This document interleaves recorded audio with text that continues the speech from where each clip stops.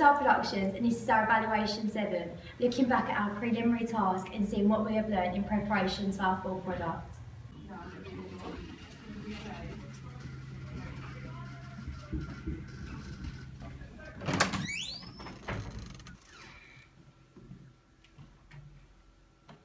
How was your weekend, Rachel? I was right. Have you done Miss Force's homework? I've been doing it all weekend and I'm not even finished it yet. Do you want to come to the art block with me? Come on, we might as well. We've got nothing else to do anyway.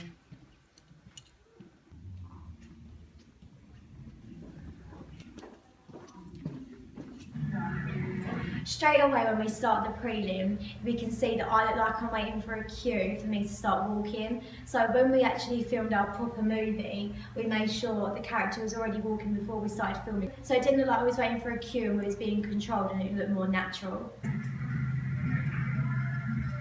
As you can see, whilst Amelia is walking, the time lapse is very long. It was more than 3 seconds, which obviously is a problem when you're filming when we was filming our real thriller, so we had to make sure that the shots were shorter, because otherwise it just causes boredom for the audience.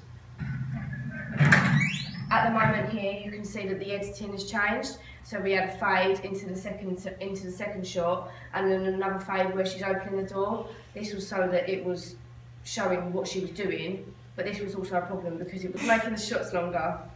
In this area, we can also see that part of the prelim task was to have a variety of shots to show our skill set. So already we've had a long shot, a mid shot and a close up, so we're showing a lot of variety, and again we'd have to take this into our full movie.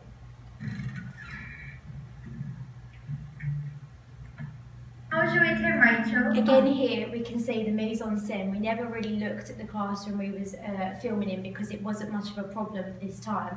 But as we could see, when we walked in, there were a lot of bags on the table, and as we moved on, the bags had disappeared and moved because we realised that the bags were in the shot and looked tacky, but then we hadn't moved them out of the way enough. So it still caused a problem. So later when we filmed on to film follow requests, we had to make sure nothing was in the background all the time, and that nothing, if it was in the background that it was necessary, would move, and it always had to be in the same position.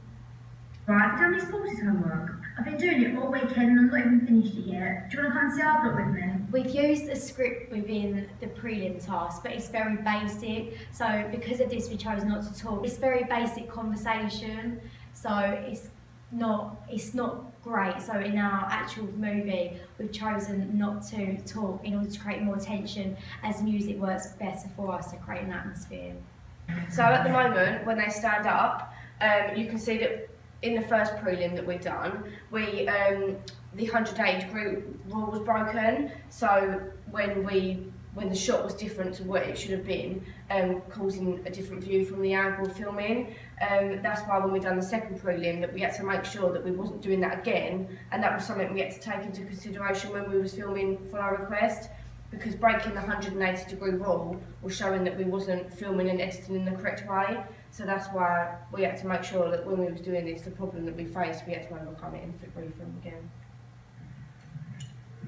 When we edited the prelim, we also used an iPhone app called Splice, which is quite a basic app which just allows you to cut and put together different shots. But however, when we filmed our actual thriller movie, we moved on to iMovie because it was more advanced and allowed us to use better editing techniques, and it allows for a better look of the movie. We can finally see in the cut here that it wasn't angled great in the shot. We cut out as we walked down the corridor. So we've learnt from this that you have to have the camera straight on in the direction that you want to film so that you don't cut anyone out.